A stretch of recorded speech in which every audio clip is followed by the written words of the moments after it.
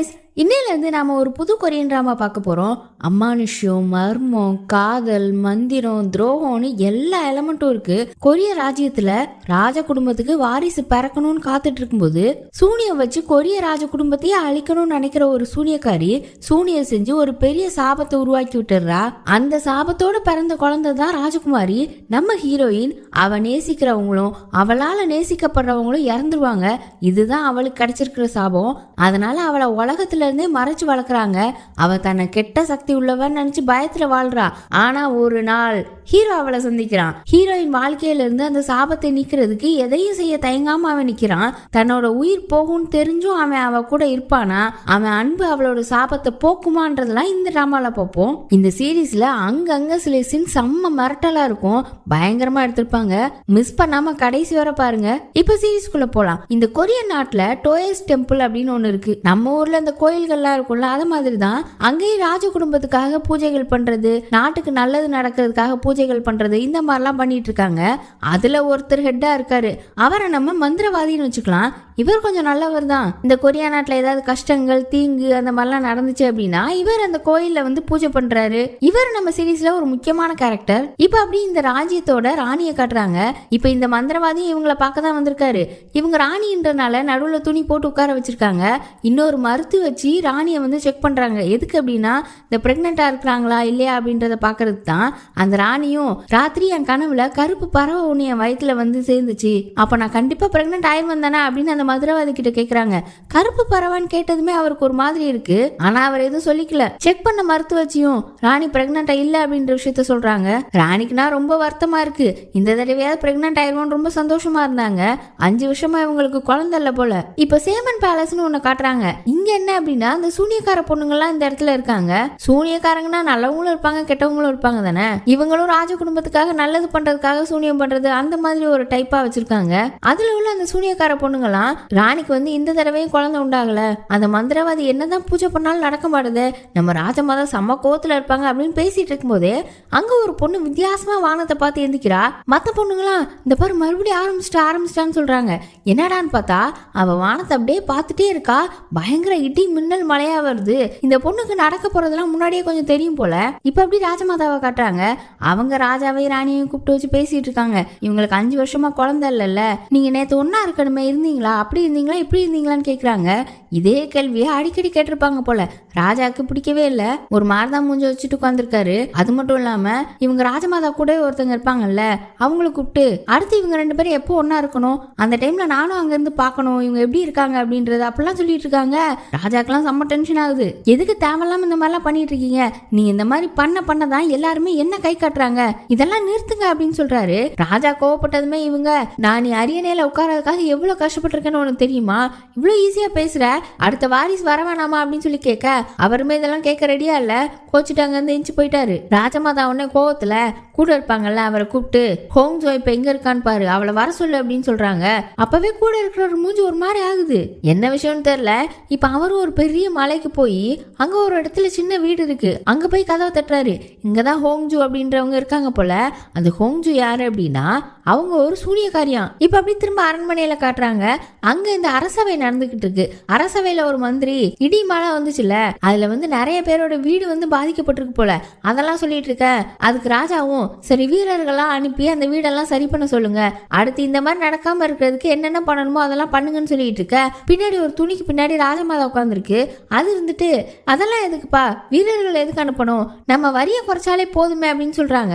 இந்த அம்மா இப்படிதான் போல, ராஜாவை எந்த டெசிஷனுமே எடுக்க கூடாது போல. ராஜாவும் சரி அப்படியே பண்ணிருங்க அப்படின்னு சொல்றாரு. அதே நேரம் அந்த ஹோங்ஜு அந்த சூனியக்காரி இருக்குல்ல, அது அரசவைக்குள்ள வருது. அந்த காலத்துல அரசவைக்குள்ள எல்லாம் பொண்ணுங்க வரமாட்டாங்க போல, எல்லா மந்திரிகளுமே ஒரு மாதிரி பாக்குறாங்க. அது மட்டும் இல்லாம குறிப்பா இந்த சூனியக்காரியும் வரக்கூடாதுன்னு நினைக்கிறாங்க. ஆனா ராஜமாதா நான் தான் வர சொன்னேன்னு சொல்லிடுறாங்க.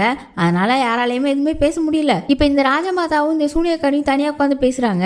நல்லா இருக்கியா எப்படி இருக்குன்னு கேட்டுட்டு நான் எதுக்காக வர சொன்னேன்னா அப்படின்னும் போது அந்த சூனியக்காரியும் எனக்கு எதுக்காகன்றது தெரியும் அப்படின்றாங்க. அது மட்டும் இல்லாம என்ன ஆனாலும் ஆனாலும் சரி நான் உங்களுக்காக ஒரு இளவரசரா உங்க கையில கொடுப்பேன் அப்படின்னு சொல்றாங்க. இப்ப அப்படி திரும்ப நம்ம ராணியை தான் காட்டுறாங்க. அவங்க ஏதோ ஒரு இடத்துக்கு போறதுக்காக நல்லா ட்ரெஸ் பண்ணிட்டு இருக்காங்க. அவங்களாம் 2-3 லேயர் ட்ரெஸ் போடுவாங்கல்ல, அதோட ராணியும் ரொம்ப சோகமா தான் இருக்காங்க. கூட இருக்க பொண்ணுகிட்ட நான் இந்த தடவையாவது பிரெக்னெண்டா இருப்பேன்னு நினைச்சேன், நான் கனவெல்லாம் கண்டேன், அது பிரெக்னென்ட் ஆகிறதுக்கான கனவு இல்லையா, அப்ப வேற என்ன கனவு அப்படின்னு பேசிட்டு இருக்காங்க. அப்ப அந்த சூனியக்காரி உள்ள வராங்க. கூட 2-3 பேரை கூட்டிட்டு தான் வராங்க. நான் தான் இந்த மாதிரி சூனியக்காரி, நான் இனிமே இங்க தான் இருப்பேன் அப்படின்ற மாதிரி இன்ட்ரோடியூஸ் பண்ணிட்டு இருக்கேன். அதெல்லாம் இருக்கட்டும், இப்ப எதுக்கு இங்க வந்திருக்கீங்கன்னு கேட்கும்போது ராணி கூட இருப்பாங்கல்ல அந்த பொண்ணுங்களெல்லாம் வெளியில போக சொல்றாங்க. அதுவும் ராஜமாதா தான் போக சொன்னாங்கன்னு சொல்லிட்டு வெளியில அனுப்பிட்டு இந்த சூனியக்காரி கூட 4 பொண்ணுங்க வந்துச்சுங்கல்ல, அதுங்களை விட்டு ராணி மேல லேயர்ல போட்டிருந்த ட்ரெஸ்ஸை கழட்ட சொல்ல ராணியை முறைக்கும் போது நீங்க ஒரு குழந்தைய பெத்துக்கிட்டாதானே உண்மையான ராணி ஆக முடியும் அப்படின்னு சூனியக்காரி சொல்லுது. ராணியால பேசவே முடியல. அப்புறம் பார்த்தா அந்த பொண்ணுங்களை விட்டு அடிக்கவும் விட்டுறாங்க. ராணின்னு கூட பார்க்காம அதுங்களும் அடிக்க. அப்புறம் பார்த்தா இந்த மந்திர சீட்டு ராணியோட வயத்துல ஒட்டியிருந்தாங்கல்ல, அது லைட்டா அங்கங்க கறி இருக்கு. இதையுமே அந்த சூனியக்காரி நோட் பண்ணிட்டு லைட்டா அப்படியே சைடா சிரிக்குது. இது என்ன வில்லத்தனம் பண்ண போகுதுன்னு தெரியல. அப்படியே ராஜமாதா கிட்டையும் போய் ராணியால குழந்தை பெற்றுக்க முடியாது அப்படின்னு சொல்லுது. அதோட இதை சரி பண்ணிடலாம்னு சொல்லுது. ராஜமாதா கொஞ்சம் யோசிக்கிறாங்க. நீ என்ன சொல்ல வர, போன தடவை மாதிரி எதுவும் தப்பா ஆயிடக்கூடாது அப்படின்னு சொன்னா இதை தவிர வேற வழியே இல்ல, ராஜ குடும்பத்துக்கு வாரிசு வர்றதுதான் முக்கியம், எல்லாத்தையும் நான் பாத்துக்கிறேன் அப்படின்னு நம்பிக்கை கொடுக்குது. இதுக்கு முன்னாடி ஏதோ ஒன்று நடந்திருக்கு, என்னன்றது தெரியல. ராஜமாதாவுக்கும் இப்போ ஒரு இளவரசர் வர்றதுதான் முக்கியமா படுது. இப்ப அப்படியே இந்த சூனியக்கார பொண்ணுங்களா தங்கியிருப்பாங்கல்ல, அங்கதான் கட்டுறாங்க. அங்க ஒரு பொண்ணு ஏற்கனவே இடி மின்னல் வர்றது முன்னாடியே தெரிஞ்சிச்சுல்ல, அவளுக்கு என்னமோ ஒண்ணு பண்ணுது, தூக்கம் வராம அப்படி பயத்துல எந்திக்கிறா. இன்னொரு பக்கம் அந்த மந்திரவாதி இருக்கார்ல, அவர் வேக வேகமா ராணியை பார்க்க வர்றாரா என்னன்னு தெரியல. அந்நேரம் பார்த்து இந்த சூனியக்காரன் வெளியில வர இவங்க 2 பேருக்கு ஏதோ பழக்கம் போல. அவரு நீ எதுக்கு இப்ப திரும்ப வந்த, உன்ன எதுக்கு ராஜமாதா கூப்பிட்டாங்க அப்படின்ற மாதிரி எல்லாம் கேக்குறாரு. நீங்க ராணிக்கு குழந்தை பிறக்கணும்ன்றதுக்காக நிறைய பூஜைகள் பண்ணீங்களாமே, ஆனா எதுவுமே ராஜமாதாக்கு சந்தோஷத்தை கொடுக்கல, அது மட்டும் இல்லாம ராணியால குழந்தை பெற்றுக்க முடியாது தானே, ஆனா என்னால எதையும் செய்ய முடியும்னு சொல்ல இவரும் பதறாரு. 5 வருஷத்துக்கு முன்னாடி நீ உண்டாக்குன புயலே இன்னும் அடங்கல, மறுபடியும் நீ என்ன பண்ண போறன்னு சொல்லிட்டு இருக்கும்போது விதியால நடத்த முடியாதது கூட நான் நடத்துவேன் அப்படின்னு சொல்லிட்டு அவர் மூஞ்சில ஏதோ காயம் லைட்டா இருக்கும் போல, இந்த காயம் நல்லா ஆறிச்சு போல அப்படின்னு தொட வருது. அவர் டக்குன்னு கையை தட்டி விட்டுட்டு விதிக்கு எதிரா நீ ஏதாவது பண்ணணும்னு நினைச்ச இந்த தடவை சும்மா இருக்க மாட்டேன் அப்படின்னு சொல்லி ஒரு வார்னிங் மாதிரி கொடுத்துட்டு போறாரு. அதே நேரம் அந்த ஒரு பொண்ணு இருந்துச்சுல முன்னாடியே அவளுக்கு தெரியுமே, அவ வேக வேகமா ஓடி வந்து இந்த சூனியக்காரி கிட்ட ஆபத்து, அவருக்கு ஆபத்து அப்படின்னு சொல்லி புலம்புறா. அங்க அந்த மந்திரவாதி ராஜமாதா கிட்ட நீங்க எதுக்காக சூனியக்காரிய ராஜ்யத்துக்குள்ள கூப்பிட்டீங்க, நீங்க எனக்கு சத்தியம் பண்ணியிருந்தீங்க, இருந்தாலும் அவளை கூப்பிட்டுருக்கீங்கன்னு சொல்லிட்டு இருக்காரு. ராஜமாதாவும் நான் நீங்க பண்ண பூஜை எல்லாம் நல்லா நம்பிட்டு இருந்தேன், ஆனா நீங்க என்னைய முதுகுல குத்திட்டீங்க, ராணியால குழந்தை பெற்றுக்க முடியாது தானே, அதை என்கிட்ட சொல்லலையே. ஆமாமா, நீங்க எப்படி சொல்லுவீங்க, நீங்க தான் ராஜ்யத்துக்குள்ள அமைதி மட்டும் நிலவணும்னு நினைப்பீங்களே, ஆனா நம்ம ராஜ்யத்துக்கு இளவரசர் வர்றதும் அமைதியை காக்குறதா அப்படின்னு சொல்லிட்டு இருக்காங்க. நான் சொல்லியிருந்தா மட்டும் என்ன ஆயிட போகுது, ராணியோட வாழ்க்கையும் போயிடும். அதே மாதிரி 5 வருஷத்துக்கு முன்னாடி ராஜாக்கு நடந்துச்சு, அந்த மாதிரி நடக்கவா அப்படின்றாரு. ஏதோ 5 வருஷத்துக்கு முன்னாடி நடந்திருக்கு, அது என்னன்னு தெரியல. இவர் என்னதான் கெஞ்சினால் ராஜமாதா கேட்கற மாதிரியே இல்ல. எதிரிகள் நம்மள சூழ்ந்து இருக்கிறாங்க, நமக்கு வாரிசு வரலன்னா ஒன்னும் பண்ண முடியாதுன்னு சொல்லிட்டு இருக்க இவரும் சொல்றாரு அந்த சூனியக்காரி நம்ம ராஜ்யத்தையே அவ காலுக்கு கீழே கொண்டு வந்துருவா அப்படின்ற மாதிரிலாம். ஆனா ராஜமாதா கேட்கிற மாதிரி இல்ல, நான் என்ன அவ்வளவு முட்டாளா, அவகிட்ட ஏமாந்துருவனா அப்படின்லாம் சொல்லிட்டு இருக்காரு. அப்புறம் அவரும் கிளம்பி போக அப்போ ராஜமாதா கூட இருக்கிற ஆள் வேகமா வந்து ராஜாக்கு உடம்பு சரியில்லைன்னு சொல்றாரு. இவங்களும் வேக வேகமா போய் பாக்குறாங்க. ராஜாக்கு ரொம்ப உடம்பு முடியாம படுத்திருக்காரு, ஏதோ செரிமான பிரச்சனையா. மருத்துவரும் நல்ல வேலை நம்ம சீக்கிரம் பார்த்துட்டோம் அதனால கண்டுபிடிச்சிட்டோம் அப்படின்னு சொல்ல எப்படி கண்டுபிடிச்சிருக்காங்கன்னா அந்த ஒரு பொண்ணு ஆபத்து ஆபத்துன்னு சொல்லிச்சுல, ராஜாக்கு தான் ஆபத்து அப்படின்னு வந்து சொல்லியிருக்கு. இப்ப அந்த சூனியக்காரியும் தனியா அந்த பொண்ணை கூப்பிட்டு உனக்கு எப்படி தெரிஞ்சிச்சு அப்படின்ற மாதிரிலாம் கேக்குது. ஆனா அந்த பொண்ணுக்கே எப்படி தெரிஞ்சிச்சுன்னு தெரியல. அந்த பொண்ணுக்கு ஏதோ ஒரு சத்தம் கேட்குமா, அதாவது நடக்க போறது முன்னாடியே கேட்குமா. இப்ப அந்த சூனியக்காரியும் இந்த பொண்ணுக்கு நிறைய சக்தி இருக்குன்றத தெரிஞ்சுக்குது. சின்ன வயசுல இருந்து இந்த பொண்ணுக்கு இப்படி இருக்குமா, நடக்க போறதெல்லாம் முன்னாடியே கேட்டுரும் போல. இது சாதாரண மனுஷங்களுக்குள்ள சக்தி இல்ல அப்படின்றது அந்த சூனியக்காரிக்கு புரியுது. என்னமோ ஒண்ணு பிளான் பண்ணுதுன்னு நினைக்கிறேன். அப்புறம் அடுத்த நாள் பார்த்தா அந்த பொண்ணுக்கு பல்லக்கெல்லாம் ரெடி பண்ணிருக்காங்க. அவளோட வீட்டுக்கு போய் அவ அம்மாவையும் தம்பியையும் பார்க்கணும்னு சொல்லிருப்பா போல, அதுக்காக. அதோட அவளுக்கு நிறைய பரிசு எல்லாம் கொடுத்துருக்காங்க. அவளும் வாங்கிட்டு ரொம்ப சந்தோஷமா போறா. அப்புறம் அப்படி நம்ம ராணியை தான் காட்டுறாங்க. அவங்க தூங்கிட்டு இருக்காங்க. அப்ப தற்செயலா முழிக்கும் போது பார்த்தா முன்னாடி அந்த சூனியக்காரி உட்கார்ந்துருக்கு. அதோட ராணி கிட்டையும் அவங்களால குழந்தை பெற்றுக்க முடியாதுன்ற விஷயத்த சொல்லுது. அவங்களுக்கு எல்லாம் ரொம்ப ஷாக்கா இருக்கு. எடுத்ததுமே ராஜமாதாக்கு தெரியுமான்னு தான் கேக்குறாங்க. சூனியக்காரியும் ஆமான்னு சொல்ல செம்மையா பயப்படுறாங்க.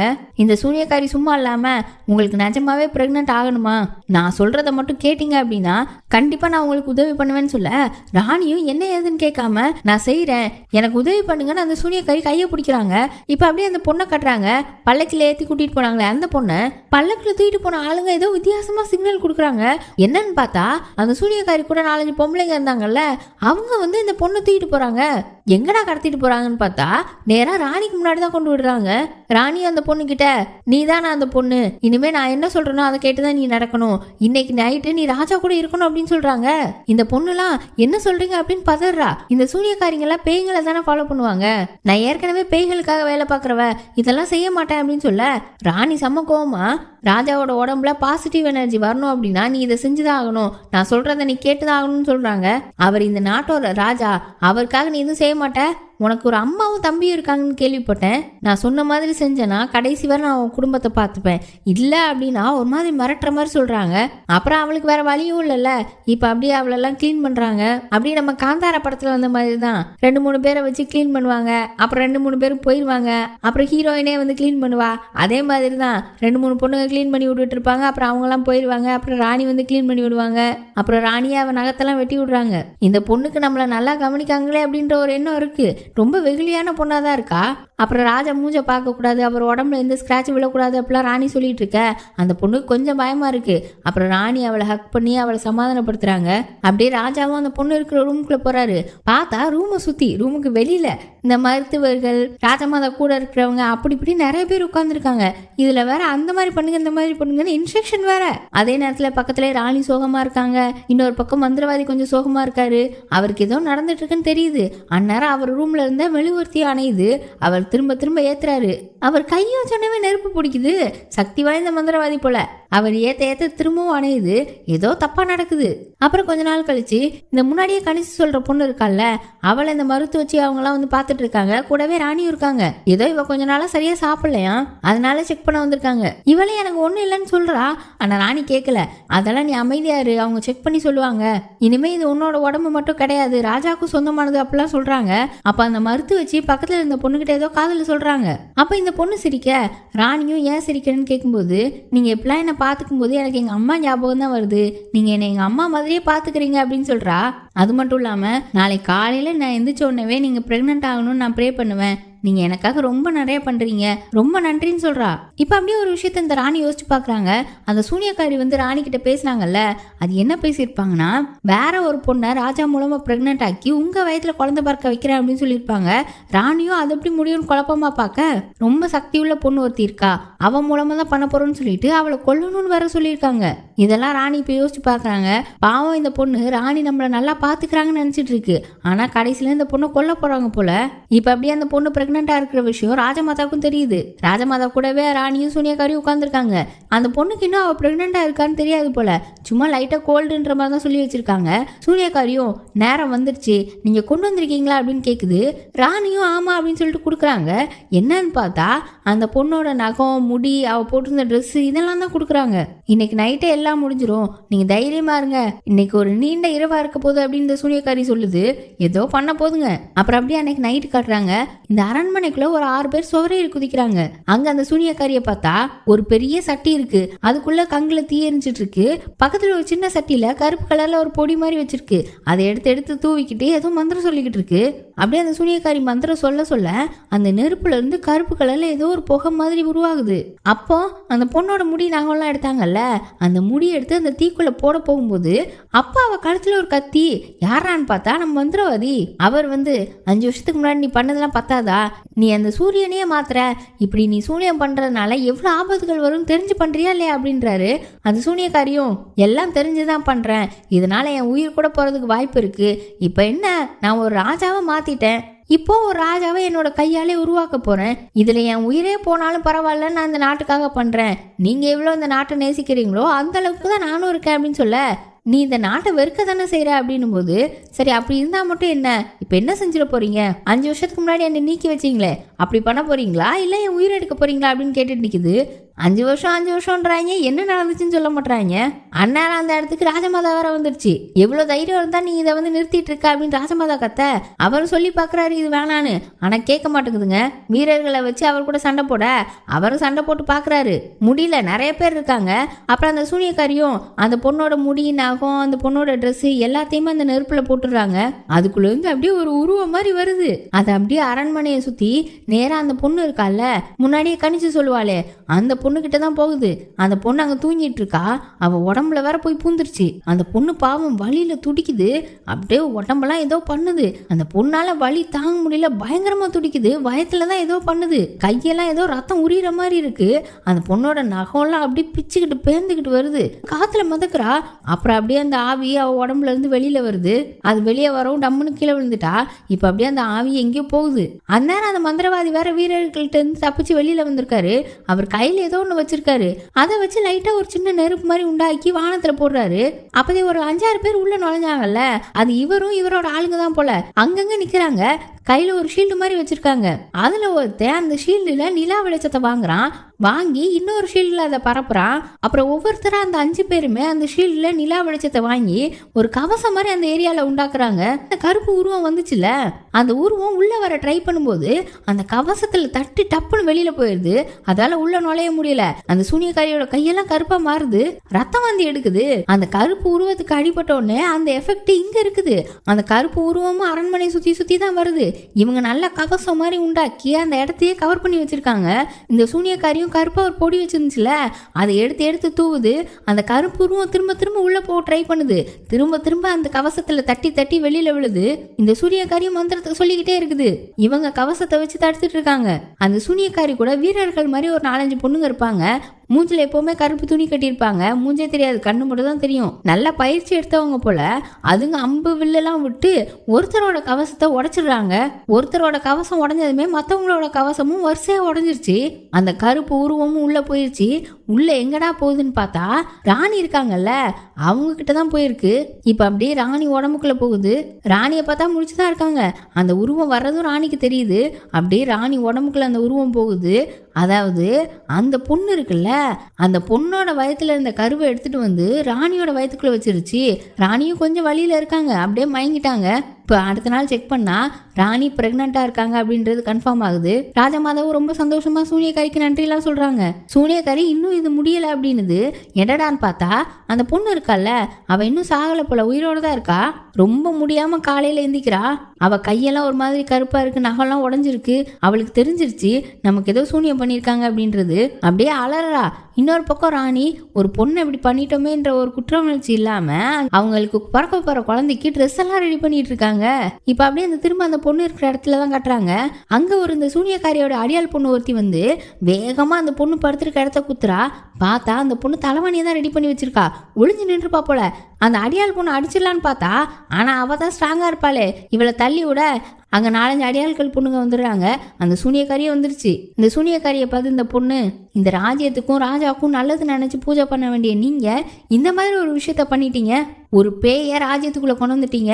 இதோட விளைவுகளை நினைச்சு பாத்தீங்களா இல்லையா அப்படின்னு கேக்குது. அதோட இப்ப சூனியம் பண்ணி இப்படி பண்ணதுனால ராஜாவும் கொடிய நோய் வந்து தான் சாவாராம். இந்த ராஜ்யமே ரத்த வெள்ளத்துல மதக்க போகுது அப்படின்னு சொல்லிட்டு இருக்க சூனியக்காரி அந்த பொண்ணுங்க கிட்ட இவளை கொல்லுங்க அப்படின்னு சொல்ல, இவளும் கையில ஒரு குட்டி கத்தி வச்சிருந்தால, அதை வச்சு ஒரு அடியால் காலில் குத்திட்டு வேக வேகமா அங்க இருந்து ஓடுறா.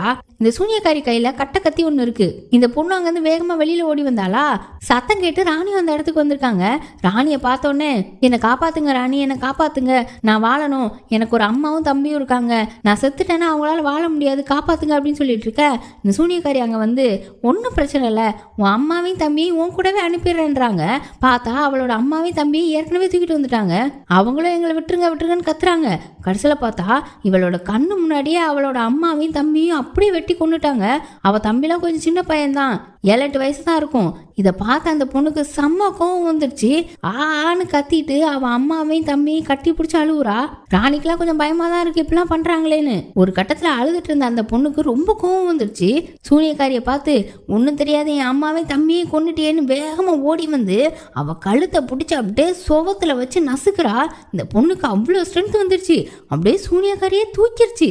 சாவு சாவு அப்படின்னு சொல்லி கத்திட்டு அப்படி தூக்குறா. அப்ப அந்த அடியாள் பொண்ணுங்கெல்லாம் வேகமா ஓடி வர இவ ஒரு திரும்பி தான் பாக்குறா. அந்த 4 பொண்ணுங்களும் வேகமா கீழே போய் விழுறாங்க.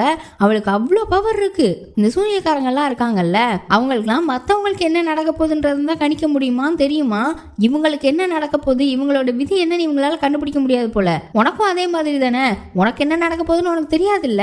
நீ இப்ப இப்படி பண்ண வேலைக்கு உன் உடம்பு துண்டு துண்டா பிஞ்சு அதை நாய் கடிச்சு திங்கும். உன் விதி அப்படிதான் அப்படி இப்படின்னு பேசிட்டு இருக்க. திடீர்னு யாரோ கத்தியை வச்சு குத்துறாங்க.